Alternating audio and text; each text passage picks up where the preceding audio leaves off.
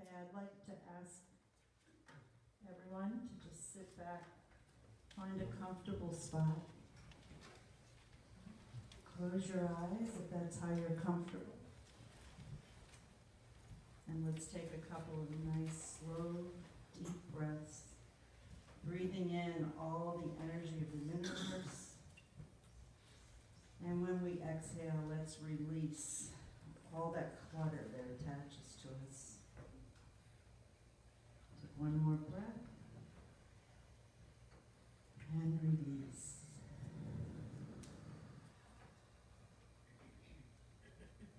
Now I'm going to ask you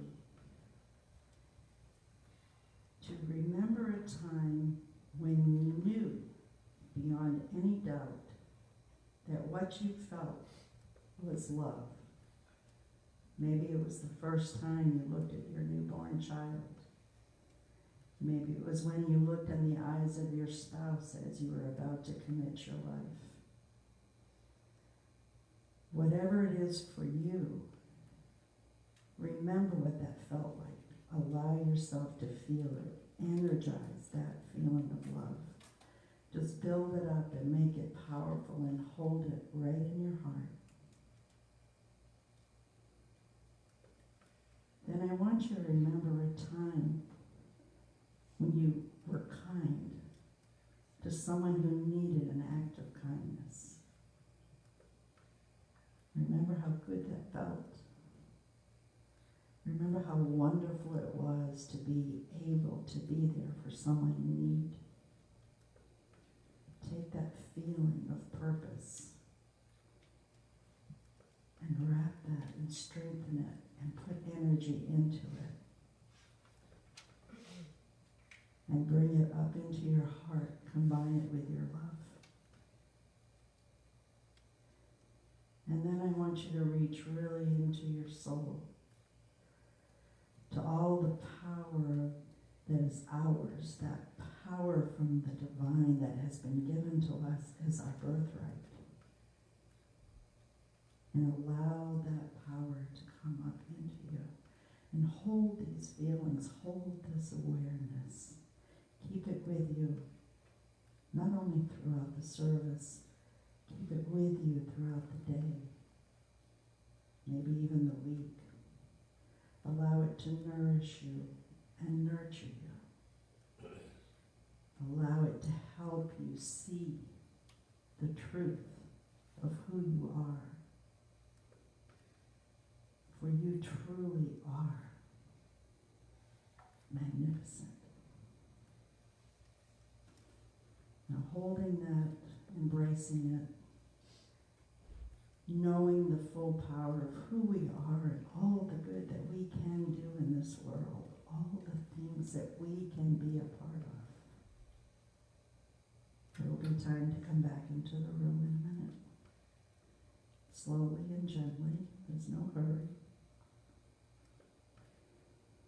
Coming back, remembering who we are, remembering our truth, remembering love and kindness, and the power of the universe that moves throughout our entire being. Coming gently back into the room. Take a little breath. And when you're ready, open your eyes.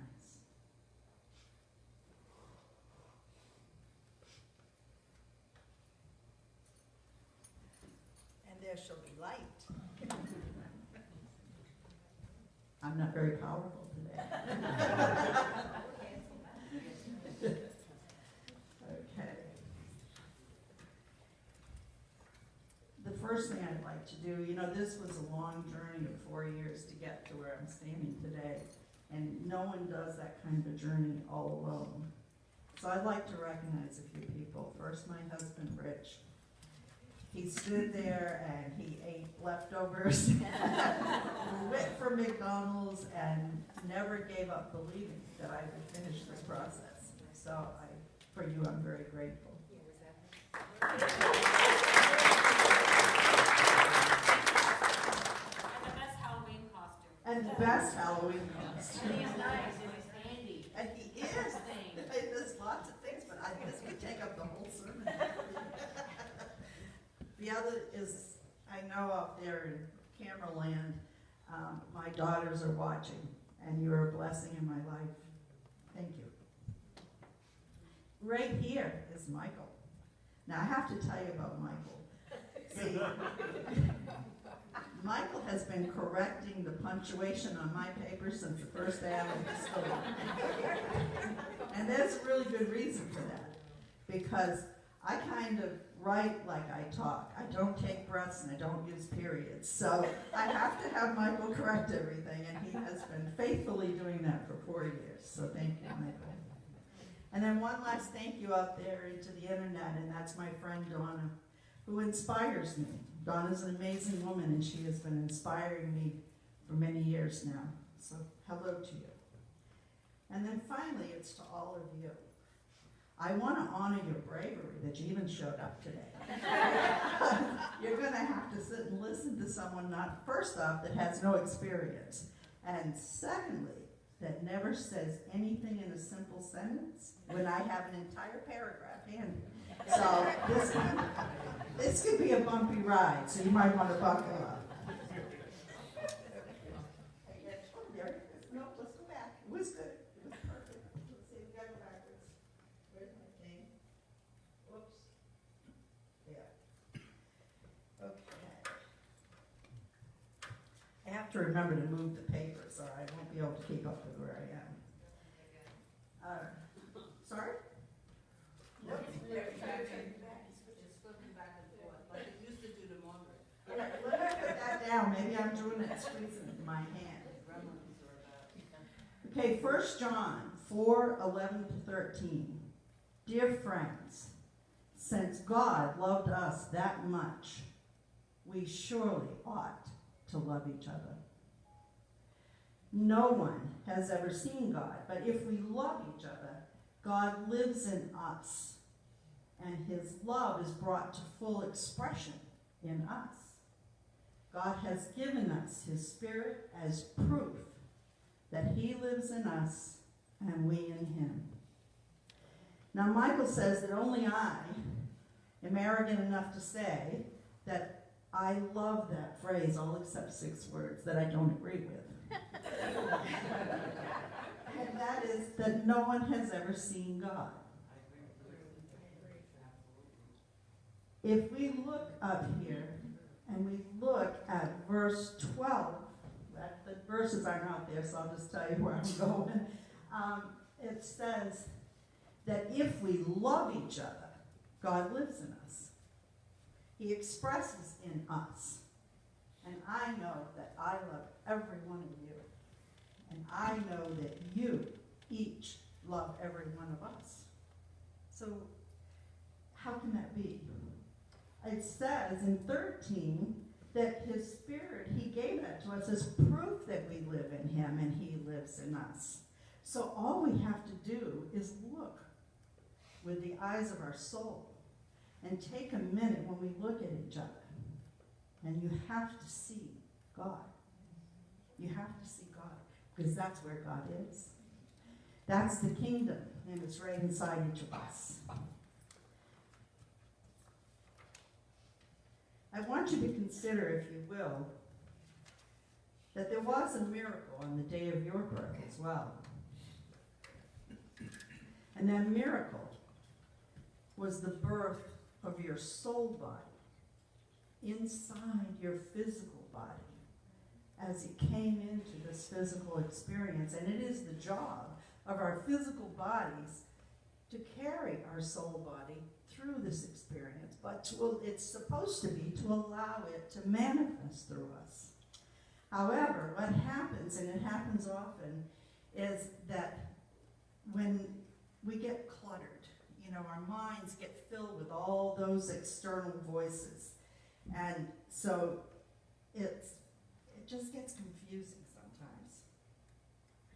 And I'm going to lose my place, I'm sorry. Sometimes when we're thinking of our spirit, we think of it as something far off, ethereal. It's a nice idea. But how often do we reach for it? How often do we go there when we have to make a decision, when we're thinking about something, we're about to say something? How often do we actually go into Spirit and see what Spirit thinks about that? Because usually Spirit's ideas are a little better than ours. But what happens is we do have clutter, and we have lots of external voices, and they sit in our head, and they make all this ruckus. It's like people that loved us really cared about us. And so they began to groom us from the time we were little bitty children. And they started telling us the rules. Don't do this. Good boys don't do that. What's wrong with you anyways? You really should. You ought to. And we get stuck with all the shoulds and ought tos, and we start allowing that to dictate and control the way we live our life, rather than seeking the one, that part of us that's right there, that actually knows how we should live our life and will help us and guide us if we just reach for it. So the thing I want you to know is that your spirit, your body or spirit that lives in you, it was there with you on the day of your birth. It's going to be there on your last day, and it's going to be there beyond that. This is your infinity. This is the infinite part of us. So it is the most important thing that we can do. Okay, I can't keep up with myself.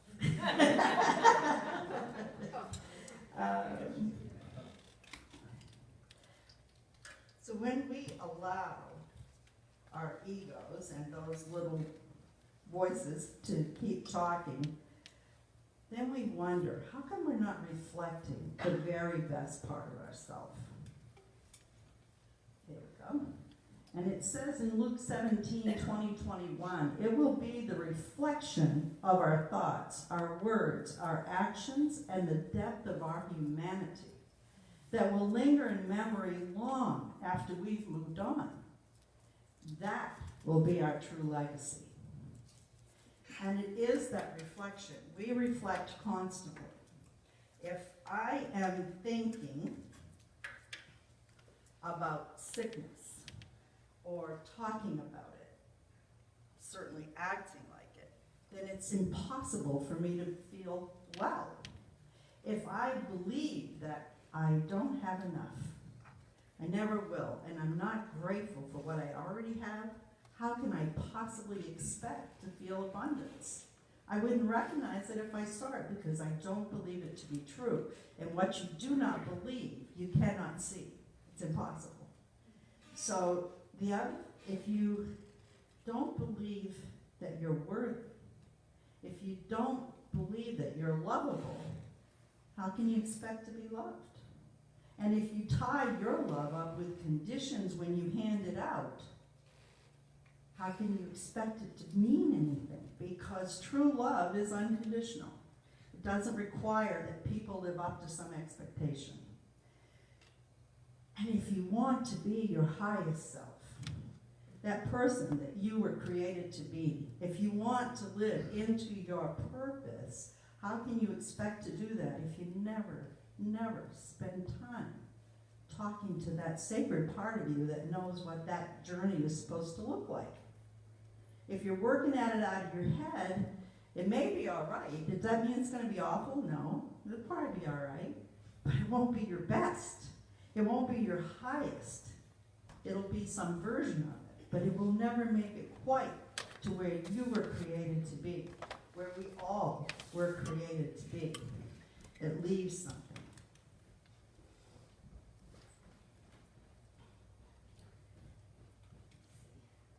See if I can do this. Yeah, isn't he cute? I had to use him because he was just too cute. But love is the bridge between you and everything. Everything that we want, everything we see, everything we hope for. The path, that spiritual and divine path, is all based in love. That's the only thing that's actually real. So, how can this affect our groups, our communities, our tribes. Okay, well, you know, this is the holiday season. You all look so festive and beautiful. And I remember, and I'm sure you do, a time when it got close to this time of year, all people could talk about is how they were getting together with family and friends and how exciting and wonderful it was going to be. And now what I hear is people worrying. Oh, well, you know, we didn't get along good last time we saw each other. That wasn't very good. I didn't like that. And, I'm not even speaking to him anymore. We have to go past that, and we have to remember that love that you're holding in your heart. Remember, you love those people. You may not agree with their opinions, but do you really want to put them out of your life because of opinions? Opinions change all the time, and they will change with time, but they can change if we make people feel guilty because they have a different opinion than us. How can you ever expect them to, even if they do change their mind, you make it impossible for them to say they're changing their mind because we get stuck. So this is my suggestion. Let's reflect a really joyful Christmas. How do we do that? We begin by thinking about the things you love about the people you're going to see. All the reasons you love them. All the laughter you shared with them. You hold that in your mind. And anytime you speak to someone and you say, oh, I'm going to do this or that, speak positively. Speak with joy and anticipation. Not with, oh, well, you know, really put some excitement into it. And then when you actually see them, demonstrate joy at seeing them.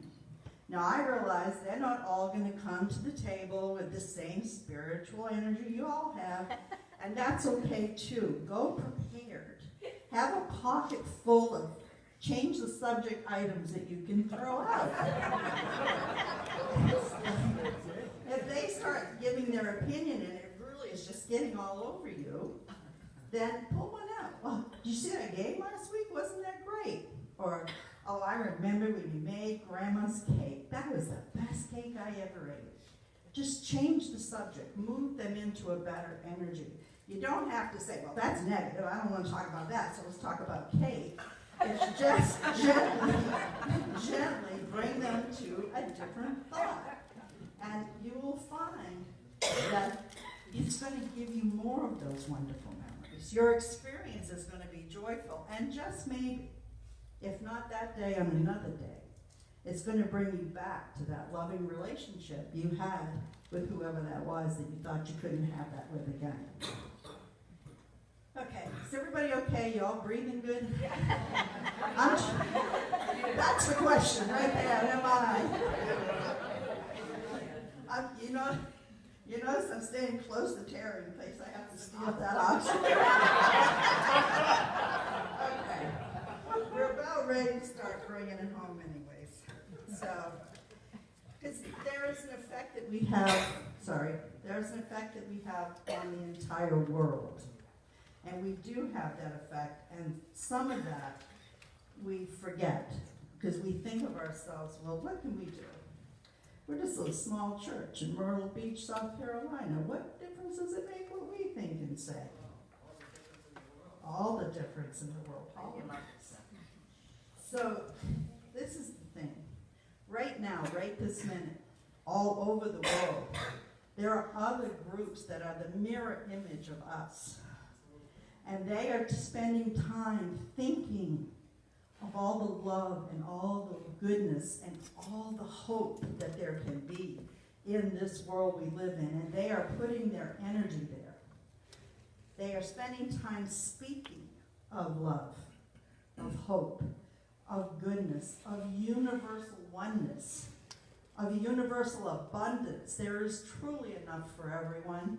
We don't have to worry about what the other one has because there's plenty for everyone once we can stop denying it and start seeing it. And there are people taking actions all over this world to make the world a better place. So we, every day and at every service and at every class, we can combine our energy with theirs. And that combined energy does change the world. It's not fast, there's no magic wand, poof, everybody's happy now. But it is a process, and we are making that process a reality. We are the ones. We are the light. And we are the awakening. Every one of you. Amen. Amen. Every one of you is the awakening. You are part of it. And it's a glorious time to be alive. All Even though energies connect. that's what right. you're saying. All energies connect all over the world to raise the others up to the level of world peace. Yes, it That's how does. works. And that's what we're waiting on. And not waiting on, we're working on it. Because we don't wait, we gotta work. All right, now I'm gonna ask a few people to come up here and join me for just a moment. Because Reverend Dr. Cassandra, we do have a Reverend Doctor in the house. Would you come up and join me? Tom? Elijah? Michael? Sarah?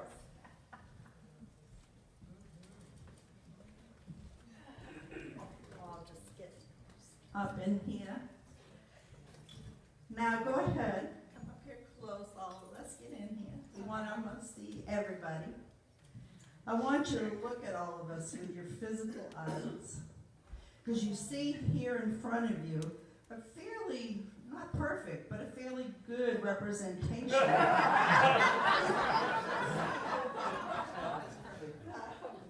Did you misbehave?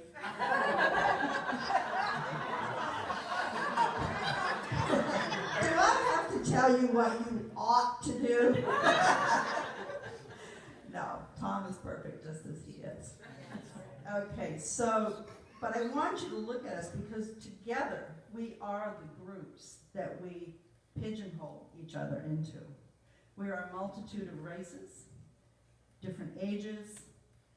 We're male, we're female, gay, straight, whatever groups that you can imagine. We have some representation, not all. So when you look at us with your physical eyes, we appear to be individual and different. And you can say, oh, they go in that group, and they go in that group. But now I'm going to ask you one more time to just close your eyes. Let's take a deep breath. And I want you to remember that love you have sitting in your heart. And I want you to remember that kindness and how wonderful it feels when we see everyone as beautiful. I want you to feel that power of the divine that's living inside each of you, that recognizes your magnificence and the magnificence of everyone. There is no exception. I want you to hold that love and that faith and that belief in oneness. Hold it deep in your heart. Take a little breath, and when I tell you, not yet, but when I tell you, okay, using the eyes of your soul, look at us again, for it is souls that are so connected. It is one soul. We are the universal soul, and so are you. And so is all of life. We are all connected. One cannot be harmed without harming all. It cannot be war and despair and unkindness in the world if we accept that we are one and the same. And so are you. Namaste.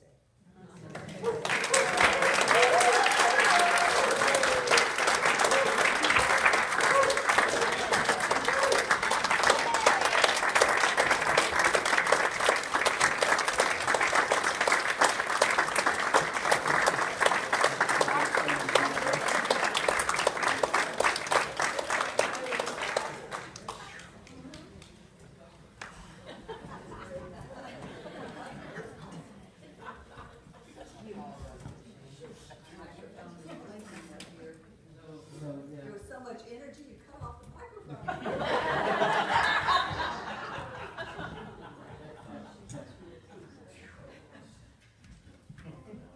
That was absolutely fantastic, as evidenced by.